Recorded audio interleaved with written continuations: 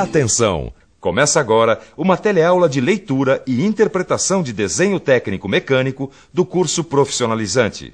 Você vai assistir a teleaula de número 19. Bons estudos!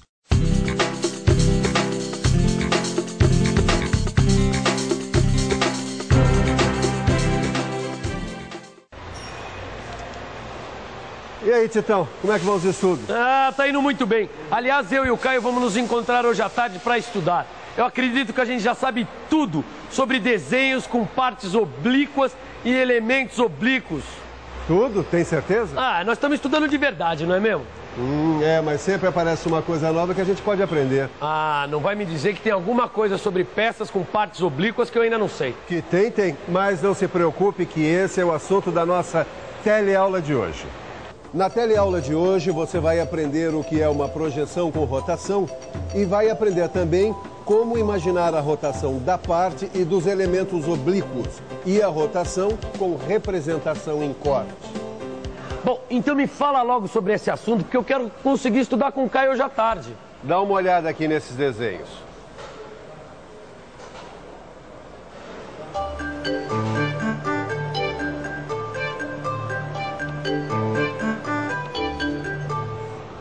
Bom, o que eu notei que são peças com superfícies oblíquas. Exatamente. Mas essas peças têm uma característica que permite um tipo especial de projeção ortográfica. Veja se você e o Caio descobrem, tá? Mas eu vou dar uma dica. Projeção com rotação. Projeção com rotação?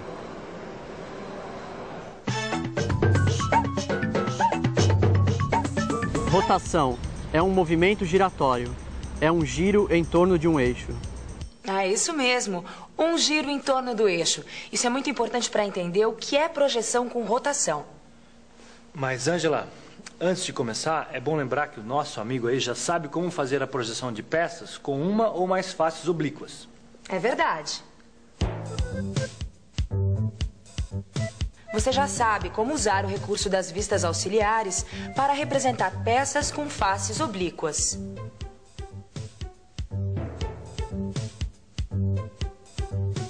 A projeção com rotação é um outro tipo especial de projeção ortográfica. É uma convenção para representar superfícies oblíquas em relação aos planos de projeção.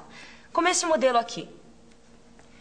Se ele fosse representado numa projeção ortográfica normal, aconteceria a distorção e o encurtamento numa das vistas. Miguel, não seria melhor mostrar como ficaria? É pra já. Esta é a peça em perspectiva. Um tipo de braço de comando, que apresenta uma parte oblíqua. Observe agora a projeção ortográfica da peça em dois planos de projeção. Note que na vista superior, a parte oblíqua aparece encurtada e o diâmetro da parte cilíndrica e o furo aparecem deformados. Mas para enxergar melhor essas deformações, veja a projeção ortográfica nos planos rebatidos. Observe que o segmento AB, que determina a distância entre dois furos da peça, é maior na vista frontal do que na vista superior. Isso ocorre porque na vista frontal, a parte oblíqua aparece representada em verdadeira grandeza. Na vista superior, a parte oblíqua aparece encurtada. O mesmo ocorre com o segmento CD, o diâmetro da parte cilíndrica, que na vista frontal é representado em verdadeira grandeza e na vista superior aparece menor que o seu tamanho real. Para que os segmentos AB e CD sejam representados em verdadeira grandeza também na vista superior, é necessário imaginar a rotação da parte oblíqua. Você quer ver? Veja novamente a peça com as projeções frontal e superior. E agora, imagine a rotação da parte oblíqua da peça. A rotação é imaginada de modo que a parte oblíqua fique sobre o eixo principal da peça e paralela ao plano de projeção, que nesse exemplo é o horizontal. Veja agora a parte oblíqua em rotação representada na vista superior. O que aconteceu?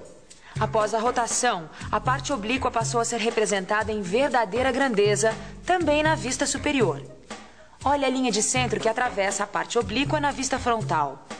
Esta linha de centro facilita a rotação da parte oblíqua. Ô Tito. Oi. É interessante essa história de projeção com o uso da rotação, né? Também é um bom modo de representar peças com superfícies oblíquas. É exatamente. É que nem aquela história do ovo de Colombo. Quando a gente descobre o segredo, fica muito mais fácil. Mas será que qualquer peça com superfície oblíqua pode ser representada numa projeção com rotação? Olha, aqui, ó, tá dizendo que não. Dá uma olhada, ó. Apenas as peças com partes oblíquas associadas a um eixo de rotação é que podem ser representadas com rotação de parte da peça. Claro. A face oblíqua tem que estar associada ao eixo de rotação. Agora acho que eu entendi. Ah, entendeu mesmo? Então dê uma olhada nesses dois desenhos aqui e me diga qual das duas peças pode ser representada em projeção com rotação. Vamos pensar um pouco? Vamos pensar um pouco. Vamos ver. Qual dessas duas peças, a A ou a B, deve ser representada em projeção com rotação? Deixa eu ver. Bom, as duas peças têm superfícies oblíquas. Acho que as duas poderiam ser representadas em projeção com rotação. Não, espera um pouco. Pensando bem, agora eu estou notando que a peça A, embora tenha uma face oblíqua, esta face não está associada a um eixo de rotação. Então, para representar, é mais indicado recorrer a uma vista auxiliar. Agora a peça B... a peça B tem uma parte oblíqua que pode sofrer um giro até ficar paralela ao plano de projeção. Dá até para imaginar como ficaria a vista ortográfica. É isso mesmo. Na projeção ortográfica seriam representadas a vista frontal e a vista superior. A vista onde se imaginou a rotação da parte oblíqua é a vista frontal. E a vista onde a parte oblíqua aparece representada com rotação é a vista superior.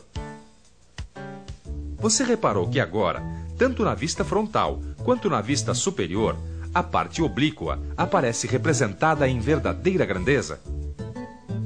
Então a resposta é B. A peça que deve ser representada em projeção com rotação é B. Você lembra da omissão de corte? Naquela teleaula que falava sobre omissão de corte, você ficou sabendo que alguns elementos da peça, como nervuras, orelhas, braços e dentes de engrenagens, devem ser representados sem achuras quando esses elementos são atingidos por um corte longitudinal. Agora, quando esses elementos aparecem numa peça em quantidade ímpar ou em disposição assimétrica, convencionou-se representá-los por rotação. Sabe por quê? Dá uma olhada neste desenho. Me pediram para fazer essa peça aqui. É uma peça com 3 nervuras que estão indicadas aqui como A, B e C. Está vendo? Você notou que as nervuras A e C estão oblíquas em relação a um plano imaginário que segue a direção da nervura B? Agora, olha só a projeção ortográfica que me mandaram fazer da peça. Na verdade, essas projeções não estão erradas. Trata-se de uma projeção ortográfica normal. Então, o que é que acontece? A interpretação das posições das nervuras na vista superior não oferece qualquer dificuldade. Mas repare que a interpretação da nervura C fica prejudicada na vista frontal. Nesta vista, a nervura C aparece representada com deformação. Olha aqui. Além disso, a projeção da nervura A coincide com a projeção da nervura C na vista frontal. E o que se poderia fazer para facilitar a interpretação do desenho e representar a nervura C em sua verdadeira grandeza? Eu acho que você já sabe a resposta. Imaginando-se que a nervura C sofre uma rotação. Desse modo. Imagine que a nervura C vai sofrer uma rotação neste sentido. Ela vai ficar na mesma direção da nervura B. Veja o que acontece quando se imagina que a nervura C sofre uma rotação. Com a rotação da nervura C, sua representação fica em verdadeira grandeza na vista frontal. Agora sim, dá só uma olhada aqui. Com a rotação, fica melhor para interpretar esse desenho, você não acha? É sempre mais fácil interpretar um desenho quando seus elementos estão representados em verdadeira grandeza. Verdadeira grandeza? É esse o segredo. Quando uma peça está em verdadeira grandeza, é muito mais fácil de interpretá-la. Parece fácil, mas para imaginar uma projeção com rotação é preciso uma certa prática. É, por isso que nós estamos aqui estudando. Ah, é? Já que você está com essa vontade toda, como é que você faria com essa peça aqui? Bom, deixa eu dar uma olhada aqui. É uma peça com 3 orelhas. Acho que é um caso parecido com o que nós estudamos. Acho que aqui deveria haver uma rotação da orelha C. Para representar a orelha C em verdadeira grandeza, eu vou imaginar a sua rotação na vista superior. Com a rotação da orelha, a representação na vista frontal fica em verdadeira grandeza. Olha só.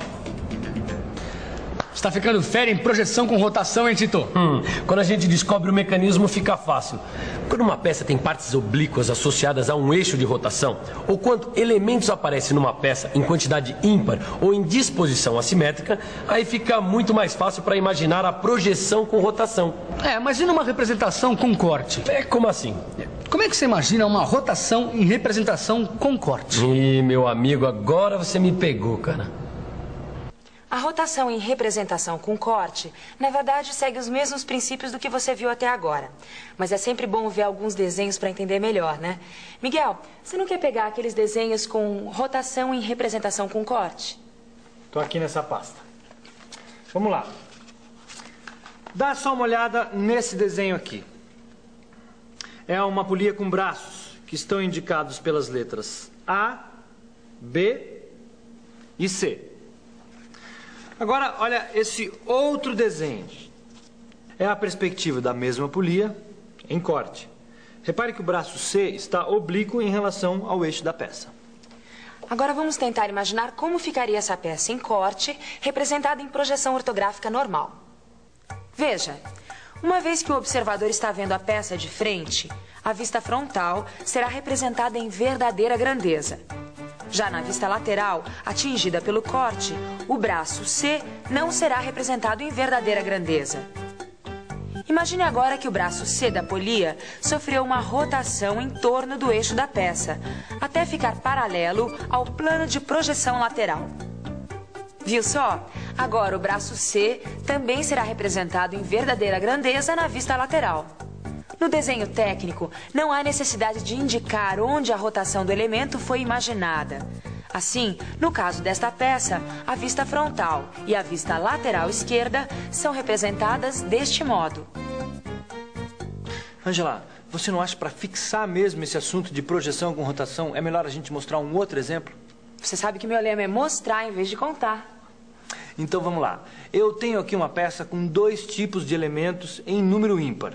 Nervuras e furos. Ah, nervuras e furos. Mostra, então. Olha, aqui a perspectiva da peça. E agora a perspectiva da mesma peça em corte. Preste atenção agora na projeção ortográfica normal da peça em corte. O mesmo problema de sempre. A nervura C foi representada deformada na vista frontal e o furo D não foi representado também na vista frontal. E agora veja a projeção com rotação. Aqui se imaginou ao mesmo tempo a rotação dos 2 elementos, a nervura C e o furo D. Com esta rotação, os 2 elementos passaram a ser representados em verdadeira grandeza na vista frontal. Você notou que o raciocínio é sempre o mesmo. Fazer a rotação da parte oblíqua ou do elemento oblíquo associado a um eixo, de forma a mostrá-lo em verdadeira grandeza. E aí, tem mais algum tipo de projeção para a gente mostrar? Bom, mostrar é bom, mas por hoje chega de projeção, né? Tá na hora de uma boa revisão. E atenção, se liga aí que é hora da revisão. Na teleaula de hoje, você aprendeu que certas peças que têm superfícies oblíquas em relação aos planos de projeção, por convenção são representadas por meio de um tipo especial de projeção ortográfica, a projeção com rotação.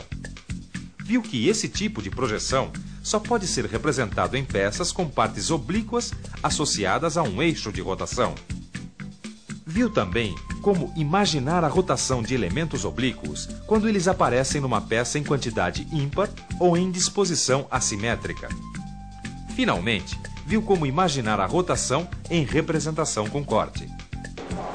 O Caio e o Tito aprenderam realmente como imaginar uma projeção com rotação. Eles estão estudando muito, com afinco, com determinação. Bem, é assim mesmo quando a gente se interessa por um assunto. A gente aprende mais depressa. Eu acho que você devia fazer a mesma coisa. Pegar o seu livro, estudar bastante, fazer todos os exercícios que estão lá. Projete para você mesmo um belo futuro.